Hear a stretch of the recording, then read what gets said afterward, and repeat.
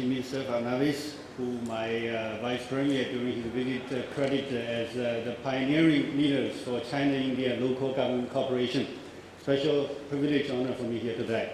And also Honorable Minister Xing, who led a delegation to China on a visit worship missions. So we honor our friends. I'm especially honored to be here today. And also especially pleased to meet state leaders, many friends here, and also experts from the cotton and agro business associations, also leaders of the industry, and also my colleagues from the diplomatic circle from Bangladesh and from Latin America also here too. Well, ladies and gentlemen, it gives China, I'm representing one of the biggest buyers here today. Just now, Mr. Nathan, Secretary, you mentioned the total volume of cotton output here is about $4 billion. And I'm happy to report that China bought nearly $2 billion of cotton from India last year. So we are one of the biggest buyers here. And also, in front of Honorable Chief Minister, also I'm glad to see that we are also making progress for more Indian agro products to China. You, Honorable Chief Minister, have been promoted in my office, and my colleagues in Beijing and New Delhi. We work for more sale of Indian agricultural products such as soybean curds.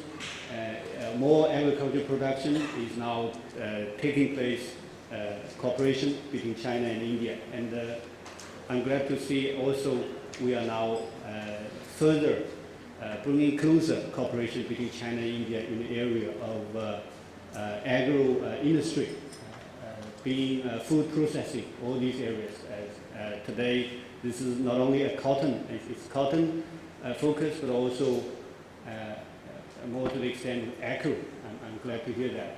And I also would like to say that for China and India, since we have extended a little bit from cotton to agro, I think we can further expand it a little bit to civilization. That is something always, as I see, Honorable Ministers, you have been whenever here, because cotton and agriculture, ladies and gentlemen, in essence, it shows who we are. It is, I think one of the speakers was speaking about our strengths, our vitality. We are the same rural civilizations. Cotton and agribusiness is labor intensive, has been here for thousands of years. So I think this is a very also, it's an industrial conference. It's also a thought-provoking, I think, civilizational dialogue between our two countries. Of course, our colleagues from Bangladesh, from Europe, this business has been here for a long time. I will also touch upon it later from a global perspective. So first of all, from the bilateral perspective, I think there is great commonality and great importance attached to the cotton and agri business. Last year, as I just said, our total buy of cotton from India is close to $2 billion. And our import from India for the agricultural products has increased by 8.5%. India is the most important supplier of cotton for China. For the textile sector, also we are the biggest textile industry, both China and India. And I'm glad to share that our office is also promoting for more Chinese major textile corporates to come to invest here in Maharashtra. Many of them are already sending their exploratory missions here. My office, my commercial office is working on some of them. And also on a broader picture, bilateral trade, I also want to take the opportunity to share with you here. Last year, China-India bilateral trade amount to $95.5 billion, close to $100 billion. It's an important milestone for China-India trade. China has, for many years, many years, been India's biggest trading partner. And we have more and more Chinese enterprises investing here. Just to give you some basic pictures of China-India trade, and especially in the cotton industry.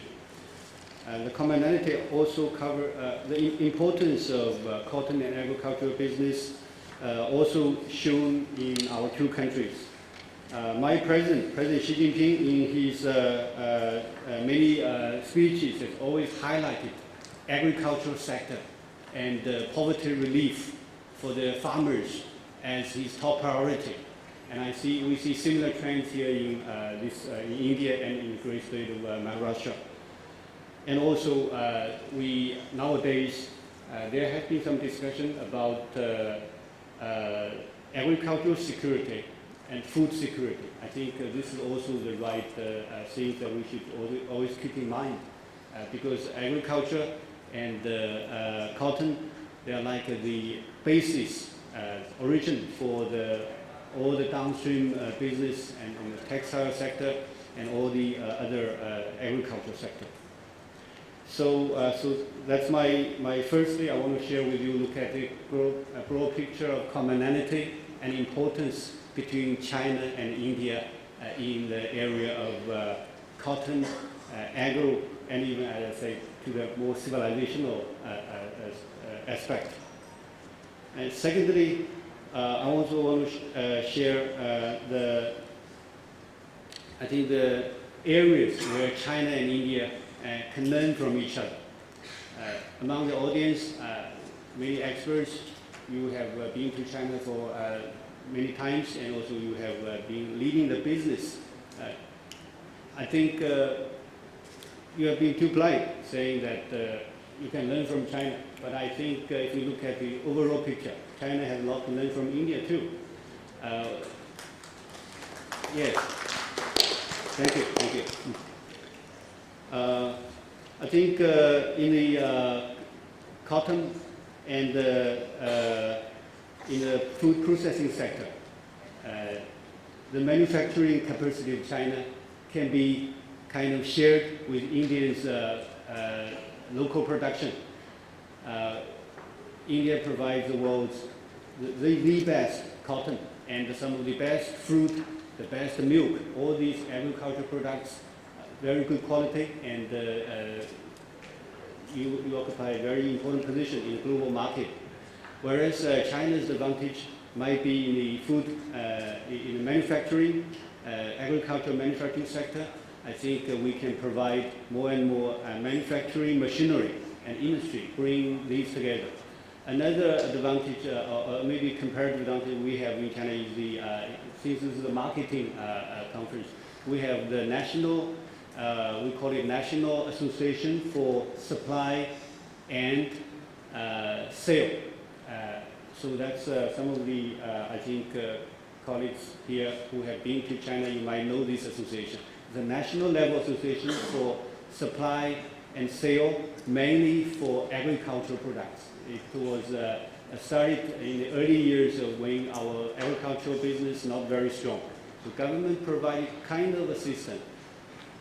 Gradually, these products, they go to the market, go to international market, but still at each government level, there is a non-government association which helps to a certain degree for the supply and for the sale of certain agricultural products which are quite important, and also from the market point of view, they need some support. So I think that's an area.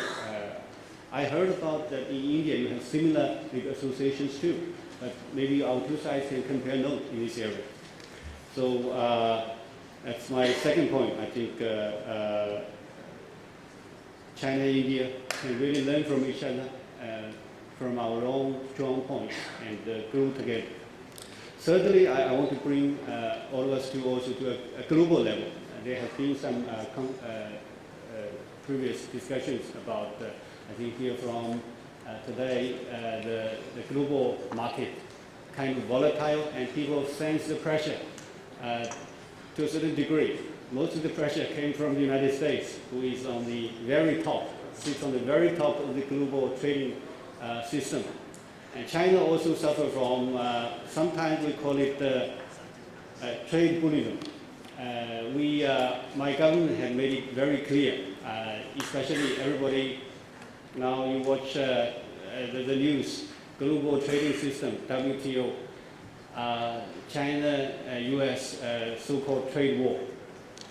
I think from the long run, people will see that this is, on the one hand, maybe it's just trade, it's just maybe cotton, but from the long term, it's also kind of a civilizational dialogue. As I mentioned in the beginning, it's a way of doing business.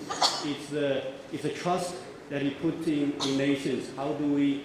I still remember there was one example shown by my Minister of Trade.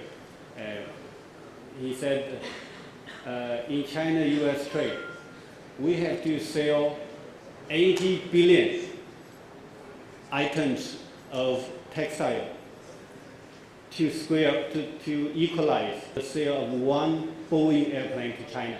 So you can see they are really sitting on the very top of the global trading system. It is this labor intensive, like China, India, all our people hardworking. So we have to a certain degree, make our points sound clear. We have to make sure that we are treated equal in the global trading system. If you look at history of the China's WTO accession, it took us like 13 years of negotiation. Now, at this stage of this new round of negotiation, nobody knows. Maybe it takes longer time, but our position is very clear, and we stand firm that we look for fair treatment and a more rule-based global trading system. If we sign a deal, we have to honor the deal. It's not like somebody can randomly change the rule. I think this can also be shared with India. Nowadays, we have all those pressure from the global trading system. China and India, both together, I think Bangladesh and all the most developing countries, standing on the same line for pro-development, pro-rule-based global trading system. I think that's another big area where China, India, Bangladesh, and all the developing world can strive together for the common good of the developing world.